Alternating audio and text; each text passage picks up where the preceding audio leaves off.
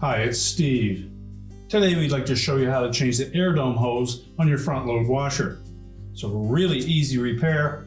Let me show you how we do it. Now, to replace this part, we will be working near some electrical circuits, so the first thing you'll need to do is to disconnect power to the washer.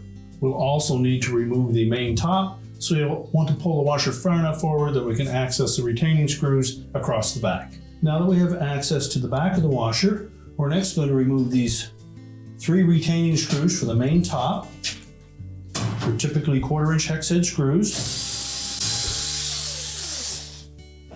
Then just grasp both sides of that top, pull it straight back, about 3/4 of an inch. That will release the front of it. You can lift it off and we'll just set it aside. Now with the top out of the way, our next step will be to pull the air dome hose off of the pressure switch. And we'll also want to remove the zip tie that secures that hose and the insulating foam to the side of the outer tub. Now, if the zip tie is not too tight, you can probably just push that hose down through and then feed the new one up and through it as well. But we find it just as easy to snip off the zip tie.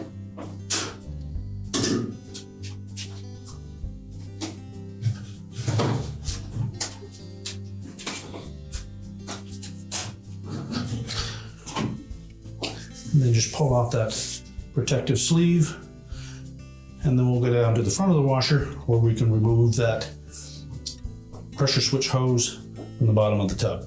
Now, to remove this lower access panel, there's typically 3 1/4-inch hex head screws located along the bottom edge. We'll need to remove those.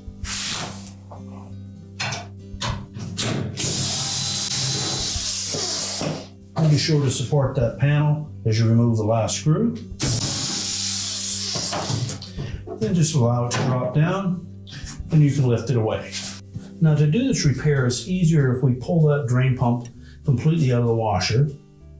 So to do so, the first thing we'll want to do is undo the button trap. Just turn it counterclockwise and drain any water that remains in the pump body itself, as well as in the sump hose at the bottom of the tub. Now, once we've done that, we'll next just root the wire harness away from that clip. Now, next we'll want to disconnect the inlet hose to that pump. That hose comes right from the bottom of the tub. So we'll simply squeeze that clamp together and slide it back onto the hose.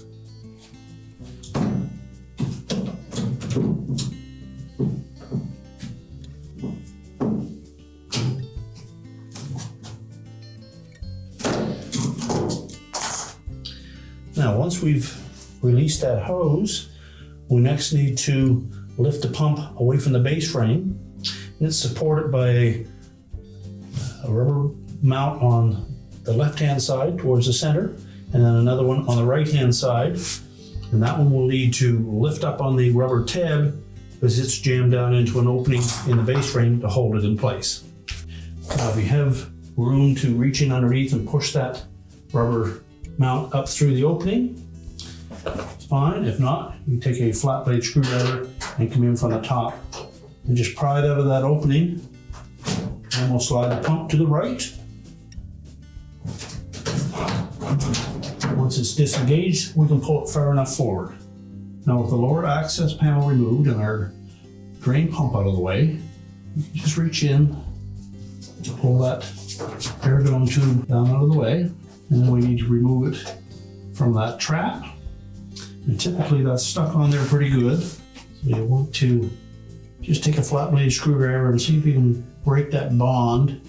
Then we need to pull that hose off of the end of that trap. So just start with a pair of needle nose pliers. I'm going to try not to damage that trap. Once we remove the old hose, we'll slide the new one onto the end of that trap. And again, we'll take that trap, we'll line up the new hose, And then push that completely onto that trap until it bottoms out. And we'll slide that protective foam piece onto the new hose.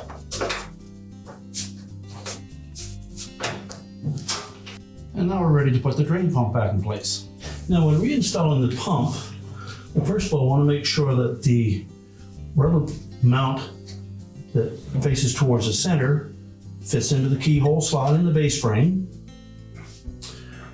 And the little gap in that rubber gasket will slide on both sides of the metal base.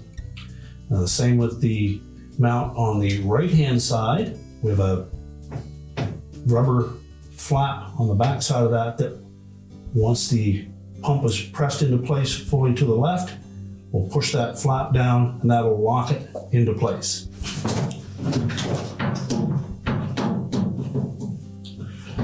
Now if you wish, you can install the inlet hose to the pump first. Just hold it in place and then reposition that clamp.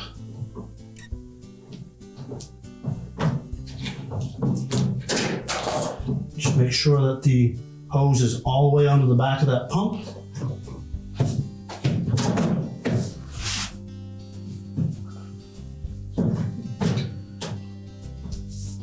And then seat both of those rubber mounts.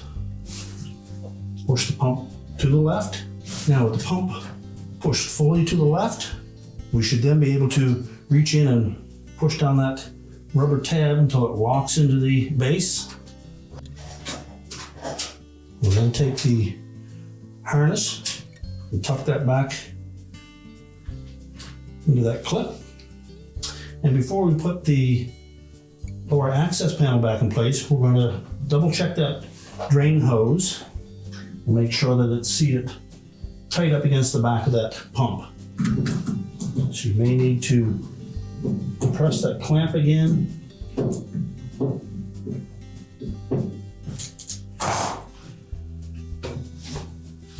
And just double check that hose, make sure it's flush. The little indicator tab on the top should line up with the arrow on the top of the pump housing.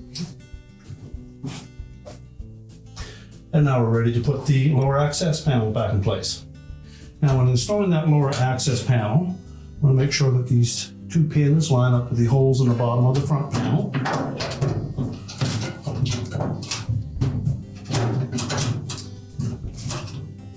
And while keeping upward pressure on it, we'll reinstall the screws in the bottom.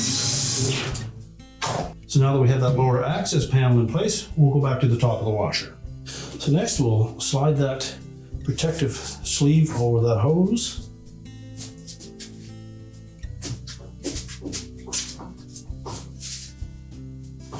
Next we'll attach the end of the hose to the bottom of the pressure switch.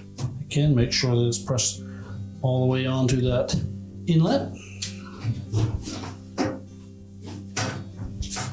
And then we're going to secure the hose and that protective shield to the side of the tub.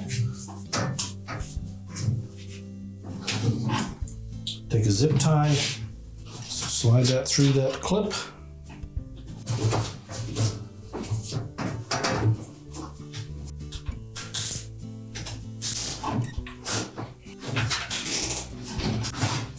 Make sure we leave enough excess hose so that it doesn't kink.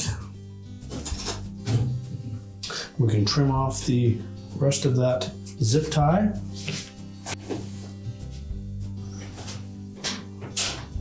And now we're ready to put the main top back on.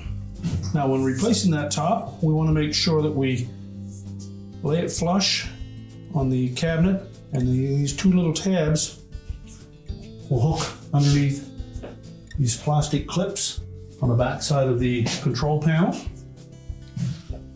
So place it evenly side to side. And again, leave a gap of about 1/2 to 3/4 of an inch.